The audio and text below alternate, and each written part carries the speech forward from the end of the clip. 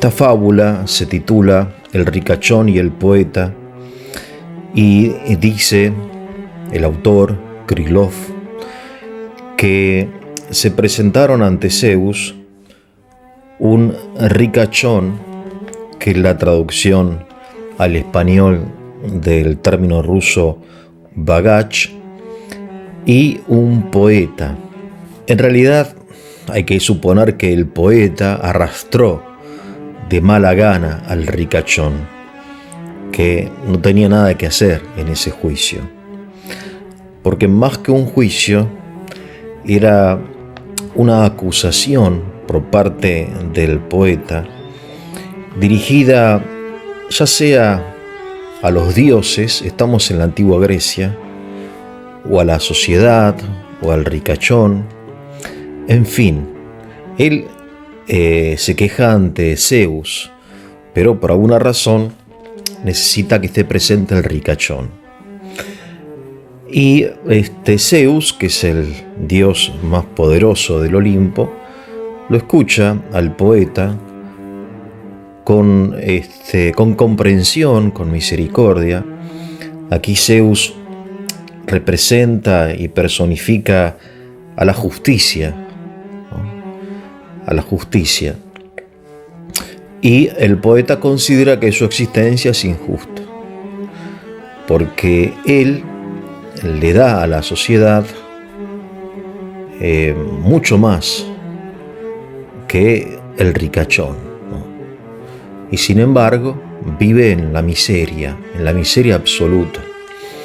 Krylov se encarga de describir en pocas palabras, pero que siempre son pocas en el caso de Krylov, pero son exactas, ¿no? Él era un perfeccionista, hacía como un mosaico, ¿no? Era muy cuidadoso.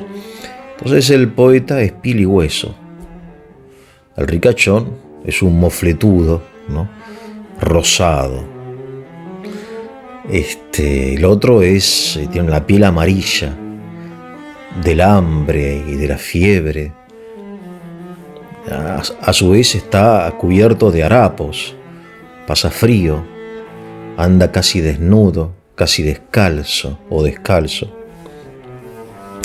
El ricachón está con un tapado de pieles y con botas de cuero.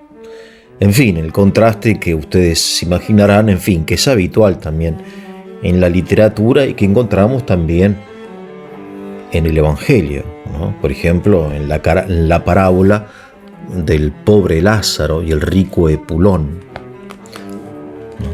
Entonces, aquí lo que Krylov le agrega a este contraste entre pobreza y riqueza, lo que le agrega a Krylov es una complejidad más, a saber que el pobre no solamente es pobre, sino que es poeta. Entonces tendríamos que preguntarnos cuál es la relación entre la pobreza y la poesía, ¿no? En principio no vemos ninguna relación, ¿no?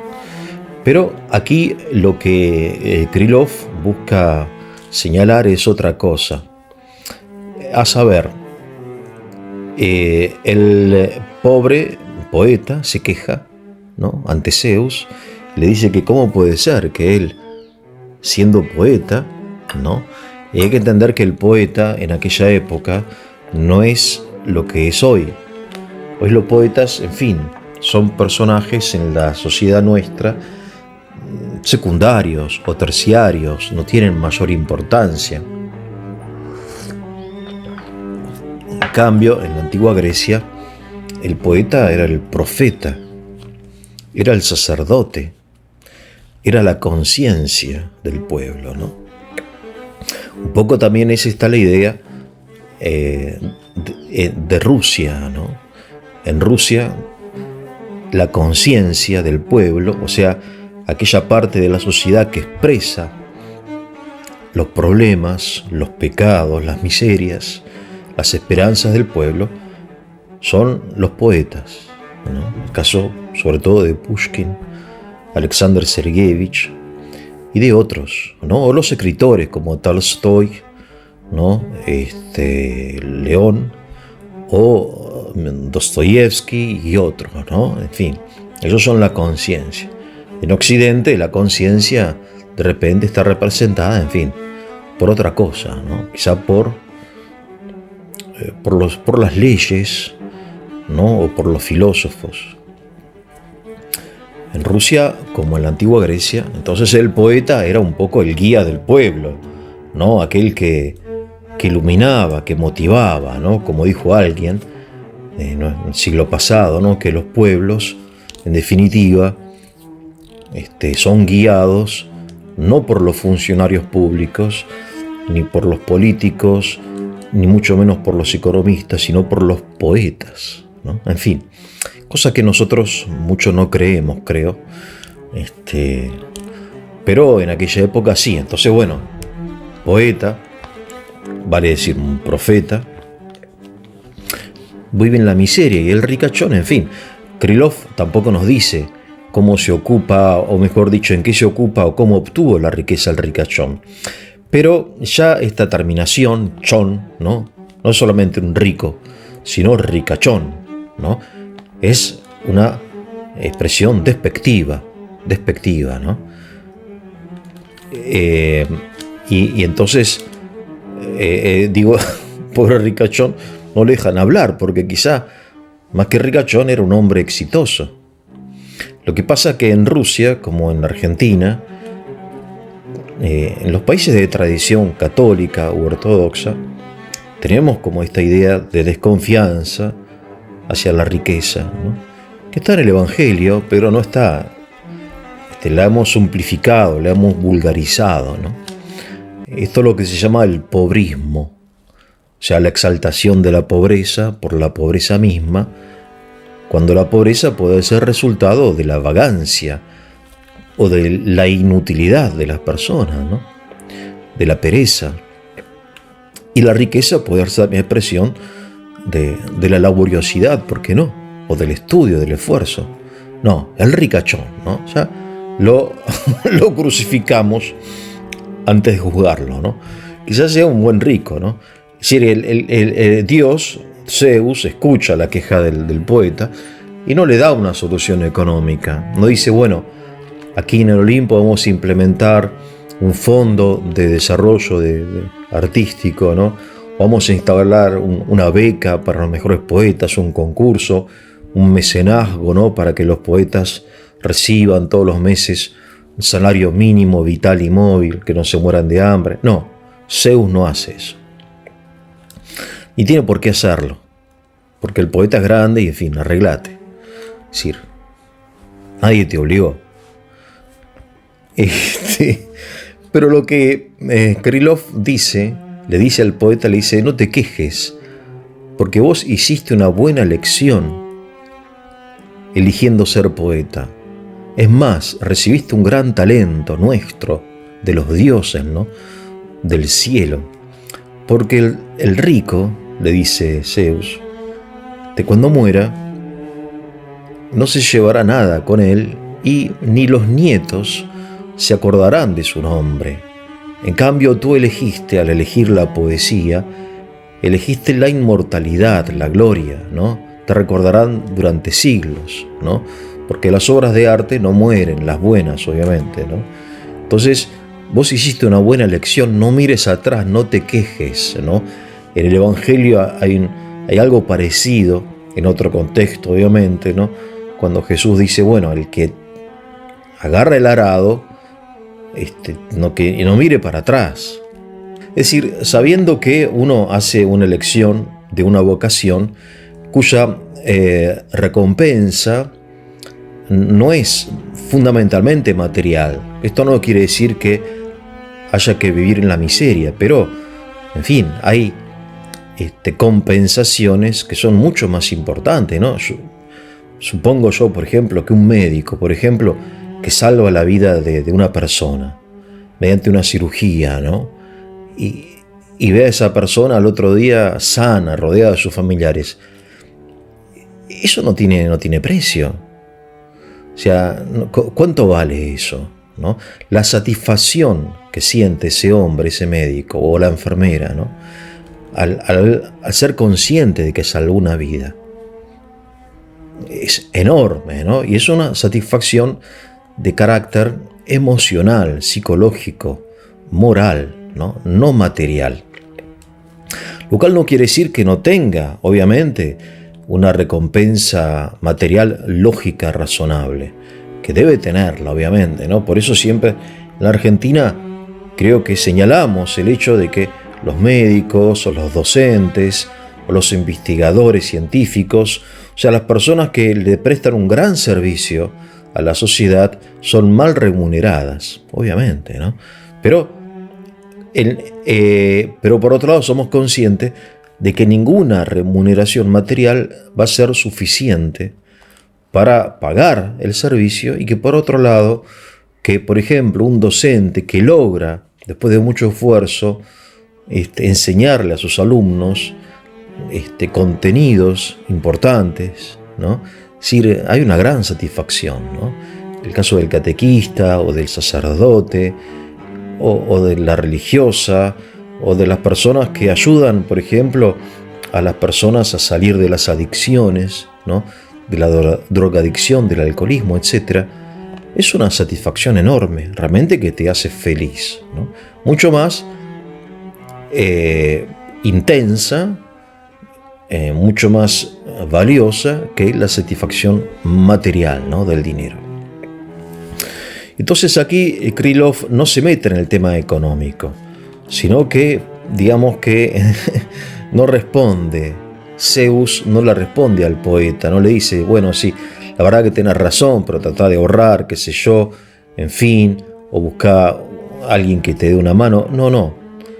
Le dice que es mucho más lo que él recibe que lo que recibe el ricachón, ¿no? Entre comillas.